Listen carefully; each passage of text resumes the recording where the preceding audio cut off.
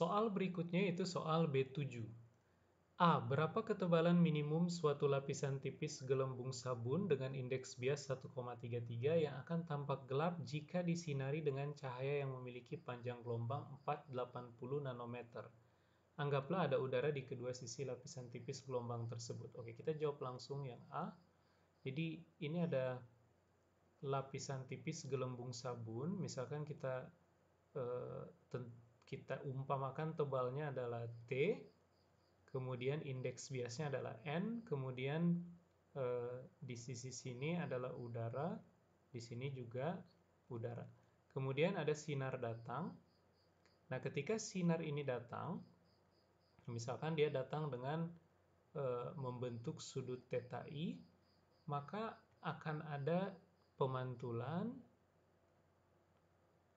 Kita kasih nama ini sinar 1. Nah, sinar 1 mengalami pembalikan fasa sebesar pi. Mengapa dia mengalami pembalikan fasa? Karena sinar datang ini dipantulkan oleh medium yang lebih rapat dari medium tempat dia berasal. Nah, kemudian sebagian dari sinar ini akan mengalami pembiasan ke sini, kemudian ketemu dengan antarmuka dengan udara di sisi seberang, maka sebagian akan mengalami pemantulan, kemudian dibiaskan lagi. Nah, ini kita kasih nama sinar kedua, supaya lapisan tipis ini terlihat gelap, maka superposisi atau interferensi antara sinar 1 dengan sinar 2 harus minimum. Nah, kalau kita asumsikan theta I menuju 0, ini adalah asumsi, jadi sudut datang adalah sudut kecil, jadi sinar datang hampir tegak lurus dengan permukaan lapisan gelembung sabun, ini asumsi, maka panjang lintasan yang ditempuh oleh sinar 2 itu adalah 2 kali T, sehingga selisih panjang lintasan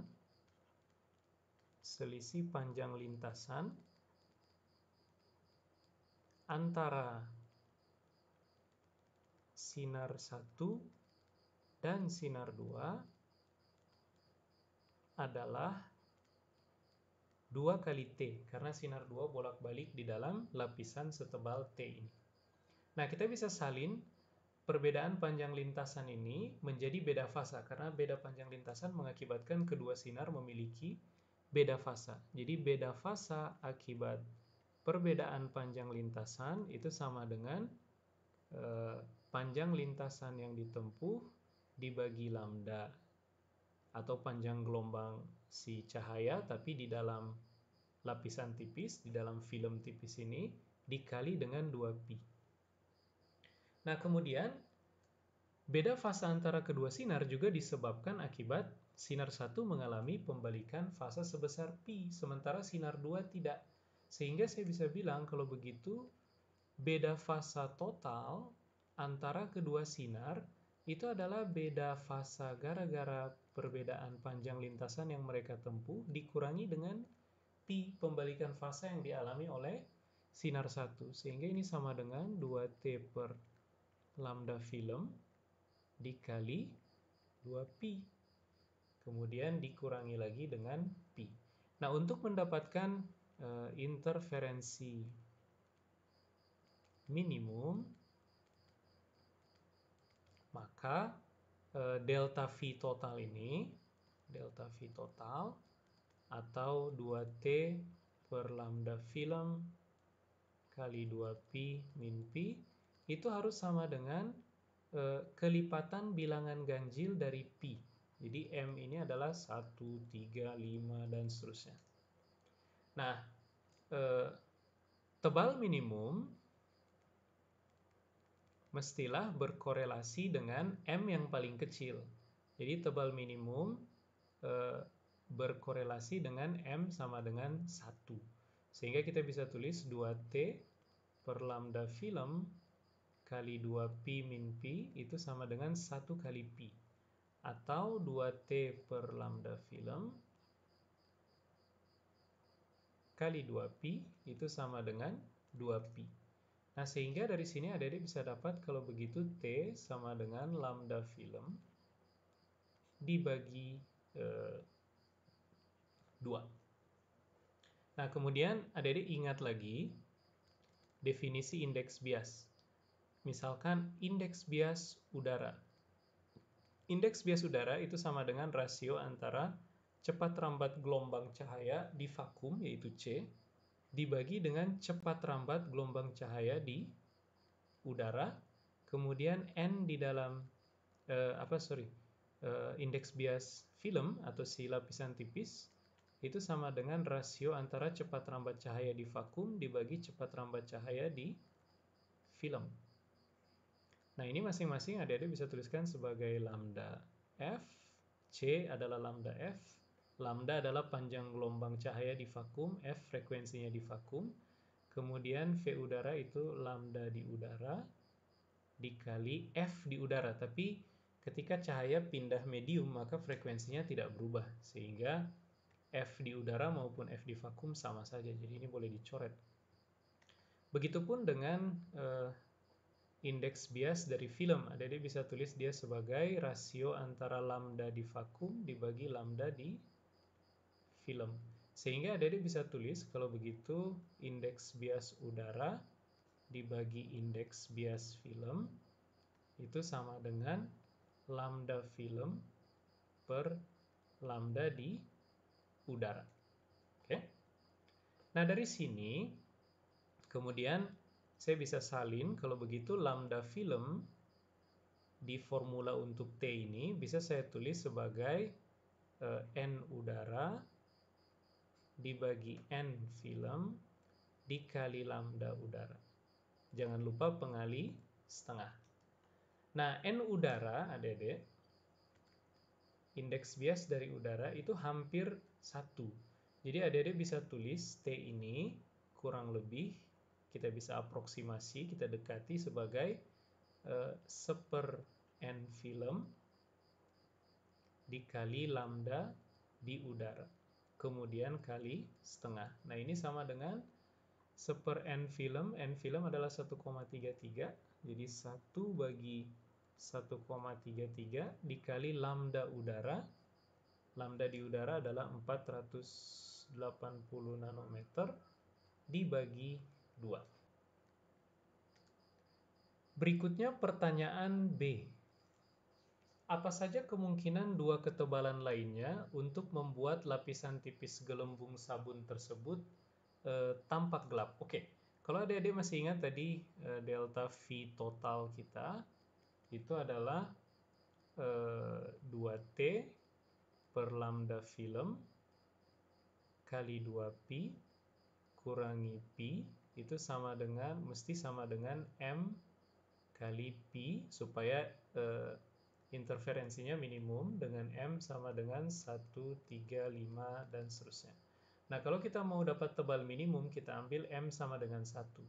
Nah, dua tebal lainnya itu berkorelasi dengan M sama dengan 3 dan M sama dengan 5. Sehingga saya bisa tulis untuk M sama dengan 3, kita punya 2T per lambda film kali 2pi min pi sama dengan 3pi, maka 2T per lambda film dikali 2pi ini sama dengan 4pi. Nah, Dede bisa tuliskan ini sebagai lambda film sama dengan 2T dibagi 2. Atau adik-adik bisa tulis dari sini T kalau begitu sama dengan lambda film. Nah, ingat lambda film tadi bisa kita tuliskan sebagai lambda di udara dibagi indeks bias film.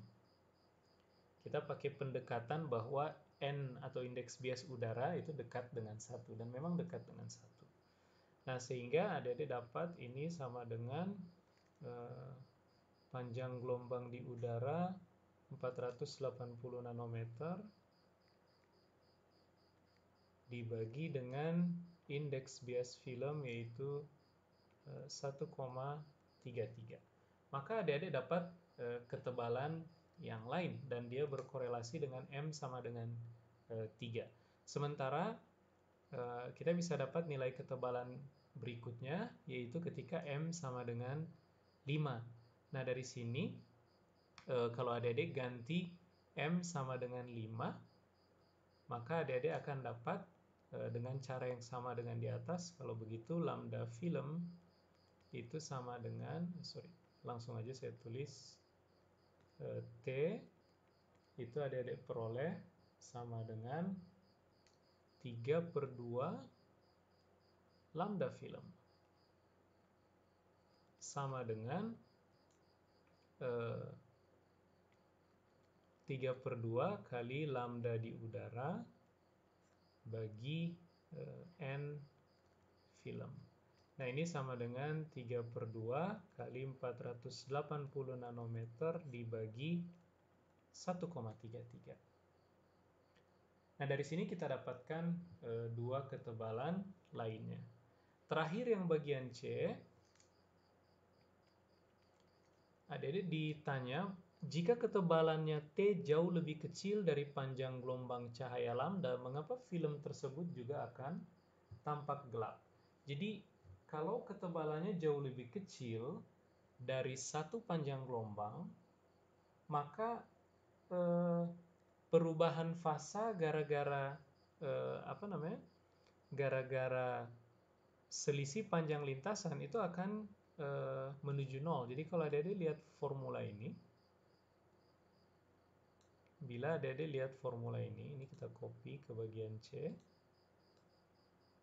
Nah, part yang ini adalah part yang ini itu adalah beda fasa antara kedua sinar akibat selisih panjang lintasan yang mereka tempuh. Nah, bila ketebalan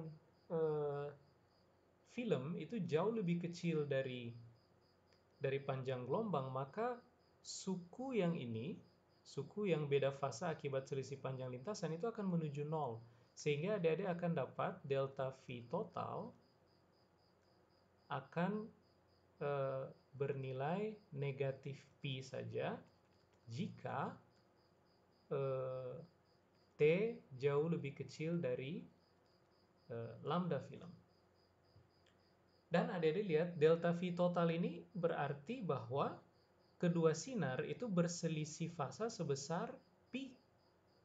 Tanda negatif ini hanya menandakan siapa yang tertinggal fasa dari yang lain, tapi beda fasa keduanya tetap saja pi, 1 kali pi. Nah, kalau beda fasa dua sinar yang bersuperposisi 1 kali pi, maka interferensinya akan destruktif. Jadi ini berarti bahwa interferensi minimum atau destruktif. Dengan kata lain, kalau T jauh lebih kecil dari panjang gelombang sinar, maka beda fasa akibat selisih panjang lintasan akan menuju 0 dan beda fasa total tetap saja kelipatan